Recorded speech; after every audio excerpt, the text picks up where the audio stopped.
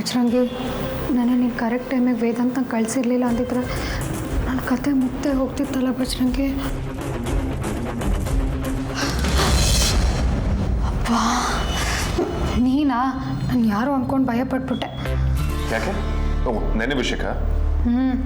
ಅಷ್ಟೆಲ್ಲ ಆಗಿದ್ದು ಇದೇ ಜಾಗದಲ್ಲಲ್ವಾ, ಅದನ್ನೇ ನೆನೆಸ್ಕೋತಾ ಇದ್ದೆ. ನೀನು ಅಷ್ಟರಲ್ಲಿ ಕೈ ಇಟ್ಟು ಭಯಪಡಿಸ್ಬಿಟ್ಟೆ. ರೌಡಿ ಬೇಬಿ ಎಷ್ಟೊಂದು ಭಯ ಆಗುತ್ತಾ? ಇನ್ನು ಮುಂದೆ ನೀನು ಈ ರೀತಿ ಹಾಸ್ಪಿಟ್ಲಲ್ಲಿ ಒಬ್ಬೊಬ್ಬಳೇ ಭಯ ಪಟ್ಕೊಂಡು ಓಡಾಡೋ ಅವಶ್ಯಕತೆ ಇಲ್ಲ. ಬಾ. ಎಲ್ಲಿ ಕರ್ಕೊಂಡು ಹೋಗ್ತೀಯಾ? ನಾನು ಎಲ್ಲೆಲ್ಲಿ ಹೋಗ್ತೀನೋ ಎಲ್ಲ ಕಡೆ ನಿನ್ನ ಕರ್ಕೊಂಡು ಹೋಗ್ತೀನಿ. ಚಾನ್ಸೇ ಇಲ್ಲ, ಅದೆಲ್ಲ ಆಗೋ ಕೆಲಸ ಅಲ್ಲ. ಒಂದು ವೇಳೆ ಆದರೂ ನಾನು ಮಾತ್ರ ಬರಲ್ಲ. ಯಾಕೆ? ನಿನಗೆ ನನ್ನ ಮೇಲೆ ನಂಬಿಕೆ ಅಲ್ವಾ? ನಿನಗೋಸ್ಕರ ನಾನು ಎಷ್ಟು ಮಟ್ಟದ ರಿಸ್ಕ್ ಆದರೂ ತಗೋತೀನಿ. ನೀನು ಇದೊಂದು ದೊಡ್ಡ ವಿಷಯನಾ? ಭಾವ ಅಡ್ಮಿಟ್ ಆದಾಗಿಂದ ನಿನ್ನ ಮುಖದಲ್ಲಿ ನಗು ಅನ್ನೋದು ಮಾಯ ಆಗೋಗಿತ್ತು. ಅದೀಗ ಮತ್ತೆ ಬಂದಿರೋದು ನೋಡಿ ನನಗೆ ತುಂಬ ಖುಷಿ ಆಗ್ತದೆ. ನಿಜ, ವಿಕ್ರಾಂತ್ ಕಂಪ್ಲೀಟ್ ಆಗಿ ಹುಷಾರಾಗಿ ಮನೆಗೆ ಬರೋವರೆಗೂ ನಂಗೆ ನೆಮ್ಮದಿನೇ ಇಲ್ಲ. ಅವ್ನು ಹಾಗೆ ಮಲಗಿರೋದು ನೋಡಿದ್ರೆ ನನಗೆ ಉಸಿರು ಕಟ್ಟೋ ಹಾಗಾಗ್ತದೆ. ಬಟ್ ನನಗೆ ಪ್ರಜ್ಞೆ ಬಂತಲ್ಲ, ನಾಮ್ ರಿಲೀವ್ಡ್. ಅಲ್ವಾ? ನನಗೂ ಅಷ್ಟೇ. ಅದೇ ಖುಷಿಲಿ ಅಮ್ಮಂಗೆ ವಿಷಯ ತಿಳಿಸ್ದೆ. ಅಮ್ಮಂಗೂ ಸಮಾಧಾನ ಆಯಿತು.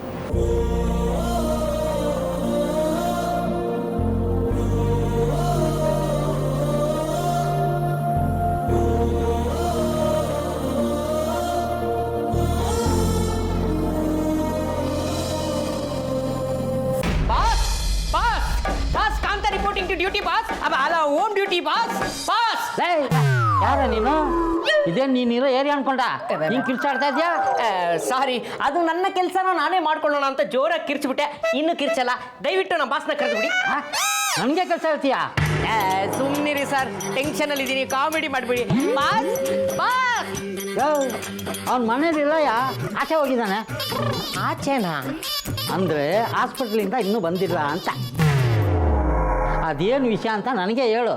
ವೇದಾಂತ ಬಂದಮೇಲೆ ನಾನೇ ಹೇಳ್ತೀನಿ. ಯಾರ ಹತ್ರನೋ ಮಾತಾಡೋಕ್ಕೆ ಮಕ್ಕಳಾಟ ಕೆಟ್ಟೋಯ್ತಾ ಇದು? ಆಫೀಸ್ ವಿಷಯನ ಹಾಗೆ ಯಾರ್ಯಾರಿಗೂ ಹೇಳೋಕ್ಕಾಗಲ್ಲ. ಇದು ನನ್ನ ಅಕ್ಕನ ಮನೆ. ನಾನು ವೇದಾಂತಿಗೆ ಸೋದರ ಮಾವ. ನನ್ನ ಯಾರ್ಯಾರು ಅಂತ ಇಡಿಯಟ್ ಕೆಲಸದಿಂದ ಕಿತ್ತಾಕ್ಸ್ಬಿಡ್ತೀನಿ ನೋಡು. ಕಾಮಿಡಿ ಅನ್ಕೊಂಡು ಒಂದಾದ್ಮೇಲೆ ಒಂದು ಟ್ರಾಜಿಡಿ ಡೋಸ್ ಕೊಡ್ತಾ ಇದ್ದೀರಾ ನೀವು.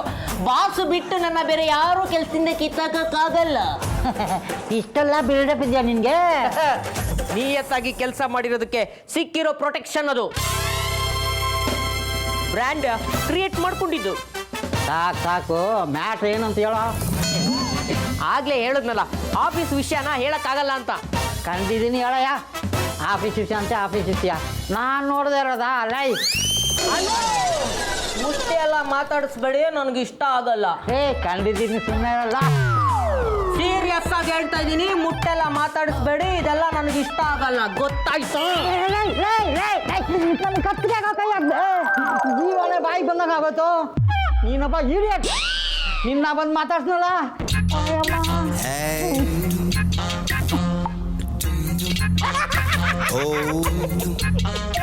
ಅಲ್ಲ, ನಾನು ಯಾವಾಗ ಮ್ಯಾನ್ ಆಫ್ ಸ್ಟೀಲ್ ಅದೇ? ಸುಮ್ಮನೆ ಟಚ್ ಮಾಡಿದ್ದಕ್ಕೆ ಈ ಅಪ್ಪ ಗುದ್ದೆ ಬಿಟ್ಟೆ ಅನ್ನೋ ರೇಂಜಿಗೆ ಬಾಯಿ ಬಡ್ಕೊಂಡ್ಬಿಟ್ನಲ್ಲ.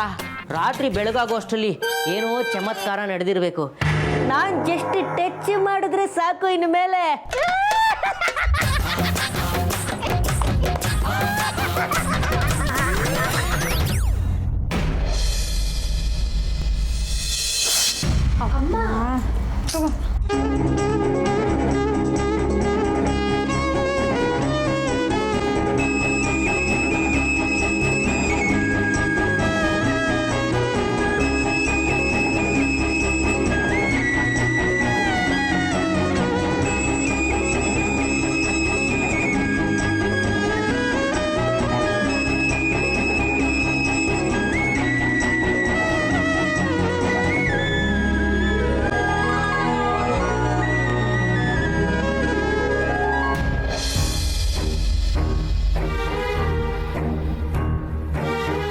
ಅಮ್ಮ ಇದನ್ನೆಲ್ಲ ಯಾಕೆ ಕಸದ ಬುಟ್ಟಿಗೆ ಹಾಕ್ತಿದ್ಯಾ?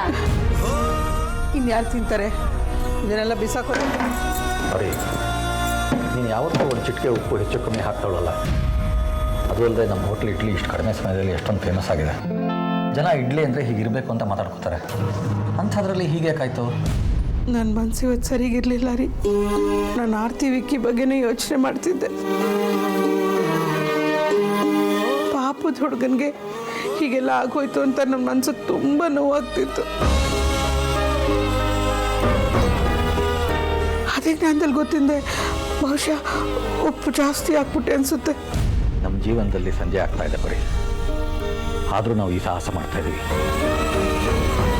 ಇದು ಈ ಹಂತಕ್ಕೆ ಬರೋದಕ್ಕೆ ನಮ್ಮ ಮಕ್ಕಳ ಶ್ರಮ ತುಂಬ ಇದೆ. ಇದರಲ್ಲಿ ನಮ್ಮ ಕನಸಿನ ಜೊತೆ ಅವ್ರ ಸಹಕಾರನೂ ಇದೆ, ಅವ್ರ ಕೊಡುಗೆನೂ ಇದೆ. ನಾವು ಮಿಡ್ಲ್ ಕ್ಲಾಸ್ ಜನ, ನಮಗೆ ಕಷ್ಟ ಹೊಸದಲ್ಲ. ಆದರೆ ಅದು ನಮ್ಮ ಕೆಲಸದ ಮೇಲೆ ಪರಿಣಾಮ ಬೀರಬಾರ್ದು.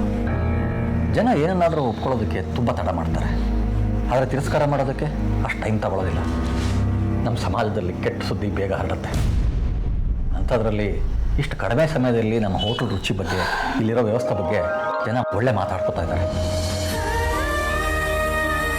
ಹಾಗಾದಾಗ ನಾವು ತುಂಬ ಜಾಗೃತಿಯಲ್ಲಿರಬೇಕಾಗತ್ತೆ. 100 ಜನ ಚೆನ್ನಾಗಿದೆ ಅಂತ ಹೇಳೋದಕ್ಕಿಂತ ಒಂದಿಬ್ಬರು ಚೆನ್ನಾಗಿಲ್ಲ ಅಂತ ಹೇಳೋದು ಲೆಕ್ಕಕ್ಕೆ ಬಂದ್ಬಿಡುತ್ತೆ. ಆಗ ಜನ ಇಲ್ಲಿಗೆ ಬರೋದು ನಿಲ್ಲಿಸ್ಬಿಡ್ತಾರೆ. ಹಾಗಾಗಬಾರ್ದು ಅಂದರೆ ನಮ್ಮ ಮನಸ್ಸಲ್ಲಿರೋ ನೋವನ್ನು ಪಕ್ಕಕ್ಕಿಟ್ಟು ನಾವು ದುಡಿಲೇಬೇಕು. ನಿಜ ರೀ.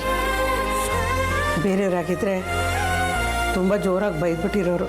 ಆದರೆ ನೀವು ಹಾಗೆ ಮಾಡಲಿಲ್ಲ.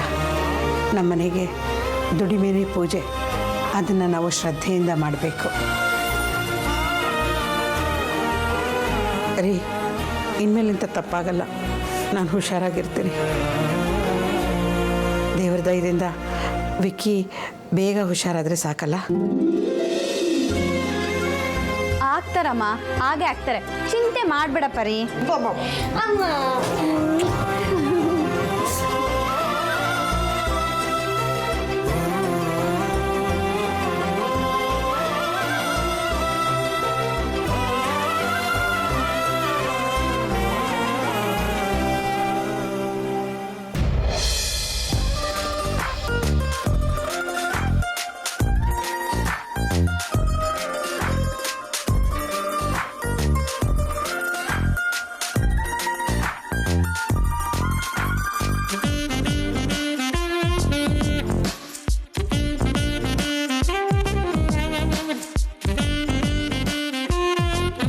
ಇದೇನಾದ್ಯಾ ಇದು? ನೀನು ತಿಂಡಿ ಪ್ಯಾಕ್ ಮಾಡ್ತಿದ್ಯಾ? ಪ್ಯಾಕ್ ಮಾತ್ರ ಅಲ್ಲ, ಇವತ್ತು ತಿಂಡಿ ಮಾಡಿರೋದು ನಾನೇ. ಏನು? ನೀನು ತಿಂಡಿ ಮಾಡಿದ್ಯಾ? ನೀನು ಯಾಕೆ ಸರ್ಕಸ್ ಮಾಡಕ್ಕೆ ಹೋಗ್ತೀಯಾ? ತಿಂಡಿ ಮಾಡೋಕ್ಕೆ ಮನೇಲಿ ಕೆಲಸದವ್ರಿಲ್ವಾ? ಯಾಕೆ? ನಾ ತಿಂಡಿ ಮಾಡಿದ್ರೆ ತಿನ್ನೋಕಷ್ಟು ಕೆಟ್ಟಾಗಿರುತ್ತಾ? ಅಯ್ಯೋ, ನಾನು ಎಲ್ಲಮ್ಮ ಹಾಗೆ ಹೇಳಿದೆ. ನೀನು ಭೀಮಸೇನ ನಳ ಮಹಾರಾಜನ ತಂಗಿ ಇದ್ದಂಗೆ. ಈ ಕಂಪ್ಯಾಷನ್ ತುಂಬ ಕೆಟ್ಟದಾಗಿತ್ತು. ನನ್ನಿಬ್ಬರು ಅಣ್ಣಂದ್ರಿಗೆ ಅಡುಗೆದು ಆ ಅನ್ನೋ ಸ್ಪೆಲ್ಲಿಂಗ್ ಕೂಡ ಗೊತ್ತಿಲ್ಲ. ಸುಮ್ಮನೆ ಯಾಕೆ ಸ್ಟ್ರೈನ್ ಮಾಡ್ಕೋತೀಯ? ಈ ಟೈಮಲ್ಲಿ ನೀನು ರೆಸ್ಟ್ ಮಾಡಬೇಕು. ರೆಸ್ಟ್ ಮಾಡಬೇಕು, ಆದರೆ ಬರೀ ರೆಸ್ಟೇ ಮಾಡಬಾರ್ದು. ನಾನೇನು ಫುಲ್ ಡೇ ಇರ್ತೀನಾ? ತಿಂಡಿ ಮಾಡೋಕ್ಕೆ ಜಾಸ್ತಿ ಟೈಮ್ ಅಂತ ಆಗಲ್ಲ. ಆದ್ಯ, ಹೇಳ್ದೆ ಕೇಳ್ದೆ ನೀನು ಹೀಗೆಲ್ಲ ಮಾಡಕ್ ಹೋಗ್ಬೇಡ. ಅಲ್ಲ, ನಿನ್ ಬಗ್ಗೆ ನಿನಗೆ ಸ್ವಲ್ಪನೂ ಕೇರೇ ಇಲ್ವಾ? ಈ ಟೈಮಲ್ಲಿ ಬೆಂಕಿ ಮುಂದೆ ಒಲೆ ಮುಂದೆ ನಿಲ್ಲೋ ಅವಶ್ಯಕತೆ ಇಲ್ಲ. ಒದ್ದಾಡ್ತಾ ಇರೋದು ನಾನಲ್ಲ ಅಮ್ಮ, ವಿಕ್ಕಿ ಅಣ್ಣ. ಅವನಿಗೆ ಜ್ಞಾನ ಕೂಡ ಇಲ್ಲ ಪಾಪ. ಅಲ್ಲಿ ವೇದಾಂತಣ್ಣ, ಅಮ್ಮು, ಆರ್ತಿ ಅಷ್ಟನ್ನೆಲ್ಲ ಕಷ್ಟಪಡ್ತಾ ಇದ್ದಾರೆ. ನಾನು ಇಷ್ಟು ಪಡಬಾರ್ದಾ? ಅದು ನಿನ್ನ ದೊಡ್ಡ ಗುಣಮ್ಮ. ಆದರೆ ನೀನೀಗ ನಿನ್ನ ಬಗ್ಗೆನೂ ಸ್ವಲ್ಪ ಕೇರ್ ತಗೋಬೇಕಂದ. ನಿನ್ನ ಮನಸ್ಸಲ್ಲಿ ವಿಕ್ಕಿ ಬಗ್ಗೆ ಎಷ್ಟು ಪ್ರೀತಿ ಕಾಳಜಿ ಇದೆ ಅಂತ ನಮಗೆಲ್ಲ ಗೊತ್ತಮ್ಮ. ಪ್ರೀತಿ ಯಾವತ್ತೂ ಒಳಗಿರೋದಿಲ್ಲ ಮಾವ. ಅದನ್ನು ನಾವು ಆಚೆ ತೋರಿಸ್ಬೇಕು. ಆವಾಗಲೇ ಆ ಪ್ರೀತಿಗೊಂದು ಬೆಲೆ. ಈಗ ನಿನ್ನ ಪ್ರೀತಿಯಿಂದ ತಿಂಡಿ ಮಾಡಿದ್ಯಲ್ವಮ್ಮ, ಈಗ ನಾನು ಅದನ್ನು ಹಾಸ್ಪಿಟ್ಲ್ ತಗೊಂಡೋಗಿ ನಿಂದು ನಂದು ಪ್ರೀತಿನ ತಿಳಿಸ್ಬಿಟ್ಟು ಬರ್ತೀನಿ. ಏನೂ ಬೇಡ, ನಾನೇ ಹೋಗ್ತೀನಿ.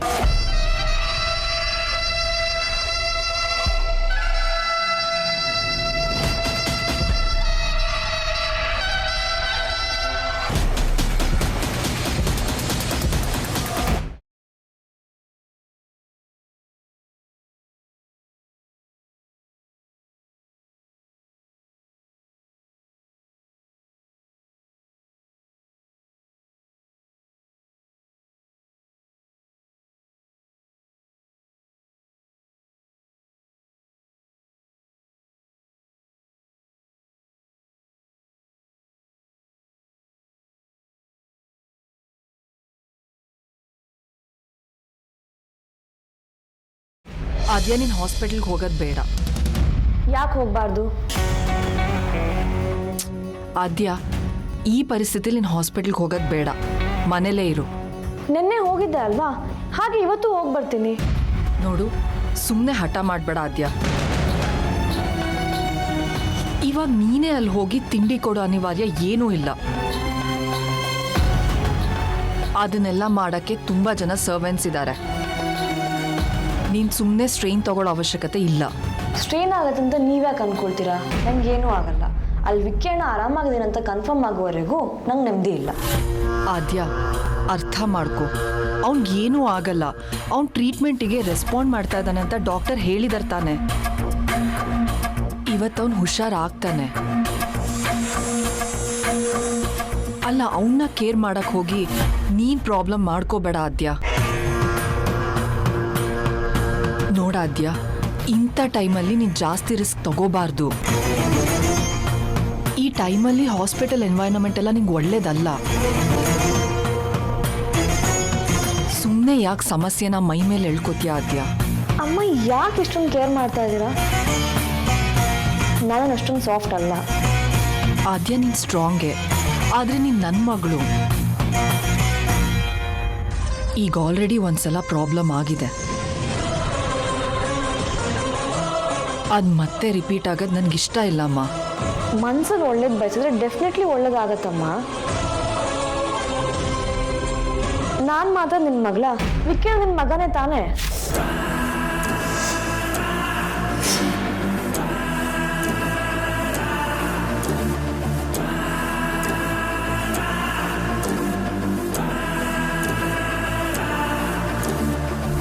ಏನು ಬೆಳಿಗ್ಗೆ ಬೆಳಿಗ್ಗೆನೇ ವಾದ ವಿವಾದ ನಡೀತಾ ಇದೆ?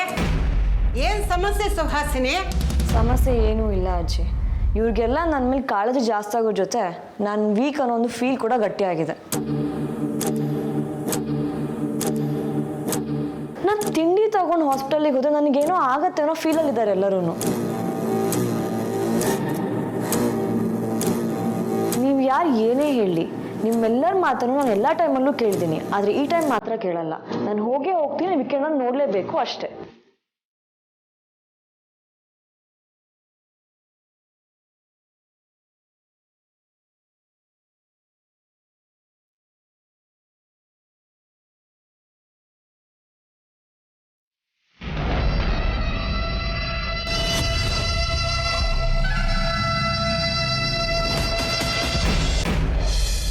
ರಾಜಣ್ಣ, ಯಾವಾಗ ಬಂದ್ರಿ? ಈಗ ಬಂದೆ ಅಮೂಲ್ಯ. ಆರಾಮಾಗಿದೆಯಾ? ಏನು ತೊಂದರೆ ಇಲ್ಲ ತಾನೆ? ಇಲ್ಲ ರಾಜಣ್ಣ, ತೊಂದರೆ ಏನಿಲ್ಲ. ತೊಂದರೆ ಆದರೂ ಹಾಸ್ಪಿಟ್ಲಲ್ಲೇ ಇದ್ದೀನಲ್ವಾ, ಸೀದಾ ಡಾಕ್ಟ್ರ್ ಹತ್ರ ಹೋಗಿ ರಿಪೇರಿ ಮಾಡಿ ನನ್ನ ಅಂತ ಕೂತ್ಬಿಡ್ತೀನಿ.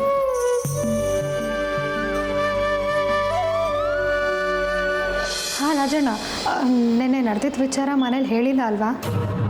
ಇಲ್ಲ ಅಮೂಲ್ಯ, ನಾನೇನು ಹೇಳಿಲ್ಲ. ಹೇಳಿದರೆ ಸುಮ್ಮನೆ ಪ್ಯಾನಿಕ್ ಆಗ್ತಾರೆ ಅಂತ ಹೇಳಿಲ್ಲ. ಬರೀ ಪ್ಯಾನಿಕ್ ಅಲ್ಲ ರಾಜಣ್ಣ, ಆಕಾಶನೇ ಕಳಿಸಿ ಬಿದ್ದೋರ್ ಥರ ಮಾಡಿಬಿಡ್ತಾರೆ. ಮನೆಯಿಂದ ಆಚೆ ಬರೋದಕ್ಕೂ ಬಿಡಲ್ಲ. ಮನೆಯೇ ಜೈಲ್ ಥರ ಮಾಡಿ ಜೀವಾವಧಿ ಶಿಕ್ಷೆ ಕೊಟ್ಬಿಟ್ಟಿರೋರು. ಸರಿ, ನಡೀರಿ.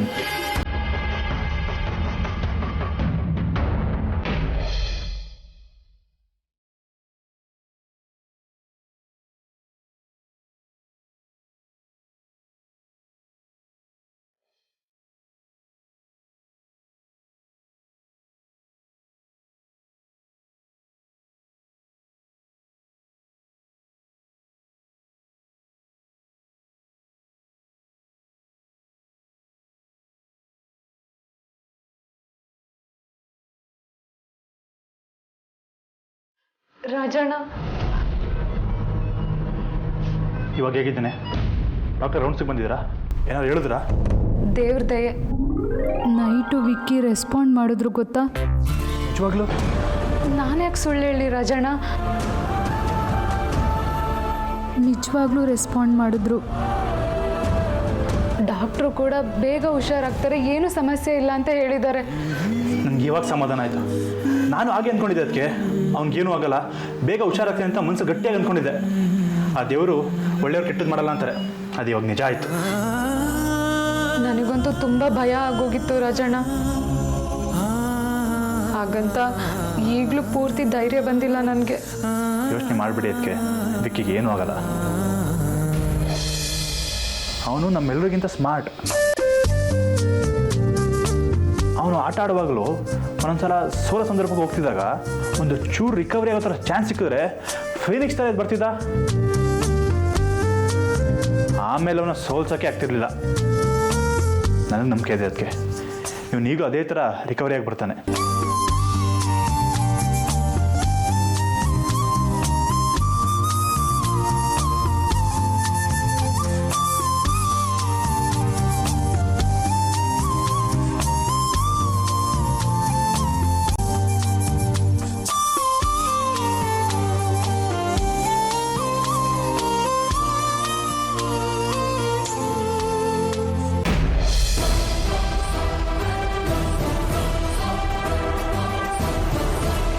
ಯಾರು ನೀವು?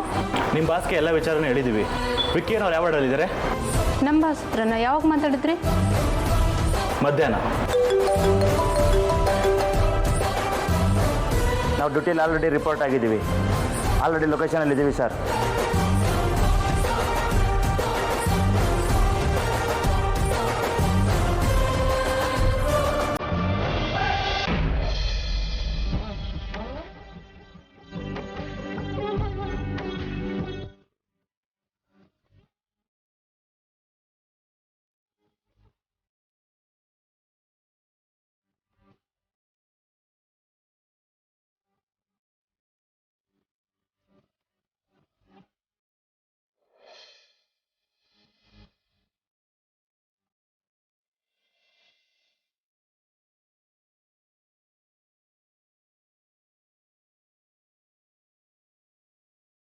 ಇವರ ಫೈಟರ್ ಕಣ. ನೀ ಇದನ್ನೆಲ್ಲ ಬೇಗ ಗೆದ್ದು ಬರ್ತೀಯ ಅಂತ ನಂಗೆ ನಂಬಿಕೆ ಇತ್ತು. ಅದು ನಿಜ ಆಯಿತು. ಡಾಕ್ಟರ್ ಹೇಳಿದ್ದಾರೆ ನೀನು ಬೇಗ ರಿಕವರ್ ಆಗ್ತೀಯ ಅಂತ. Don't very. ನಿಮಗೊಂದು ವಿಷಯ ಗೊತ್ತಾ?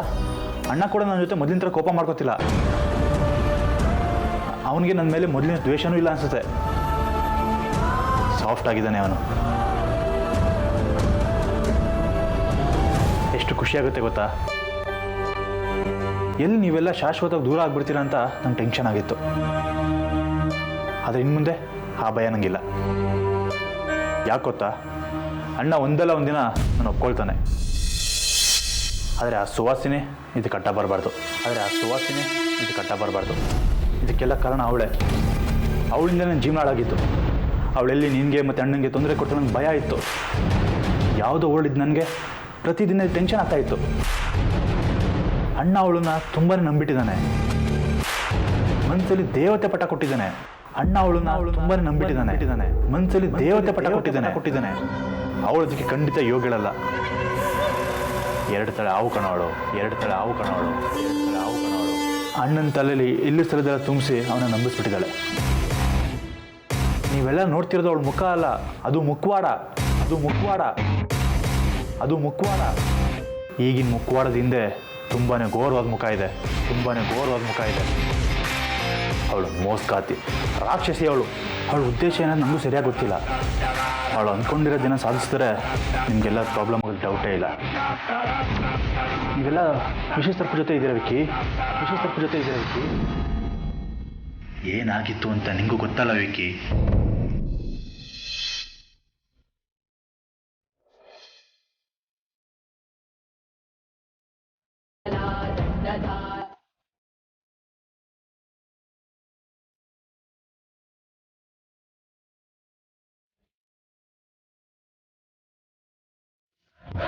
ಏನಿದು 20 ಲಕ್ಷ, 50 ಲಕ್ಷ, 30 ಲಕ್ಷ ಇಷ್ಟೆಲ್ಲ ಅಮೌಂಟ್ ಟ್ರಾನ್ಸಾಕ್ಷನ್ ಆಗಿದೆ?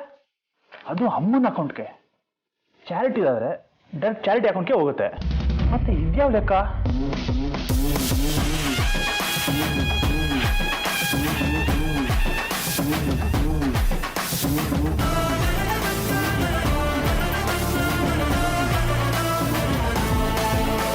ಅಯ್ಯೋ ದೇವ್ರೆ, ಇದು 1-2 ಸಲ ಆಗಿರೋದಲ್ಲ. ಅಣ್ಣನ ಬಿಸ್ನೆಸ್ ಸ್ಟಾರ್ಟ್ ಆದಾಗಿಂದ ಇದಾಗ್ತಾ ಇದೆ. ಯಾವ್ದು ಅಕೌಂಟ್ಗೆಲ್ಲ ದೊಡ್ಡ ಅಮೌಂಟ್ ಟ್ರಾನ್ಸ್ಫರ್ ಆಗಿದೆ. What nonsense! ಇದು ಅಣ್ಣಂಗೆ ಗೊತ್ತಿಲ್ಲ. ನರೇಶನಲ್ಲಿ ಎಲ್ಲೂ ಅವನ ಅಪ್ರೂವಲ್ ಬಗ್ಗೆ ಡೀಟೇಲ್ಸೇ ಇಲ್ಲ. ಅಂದರೆ ಇದು ಕದ್ದು ಮುಚ್ಚಿ ನಡೀತಿರೋ ಕೆಲಸ ಅನ್ನೋದು ಪಕ್ಕ.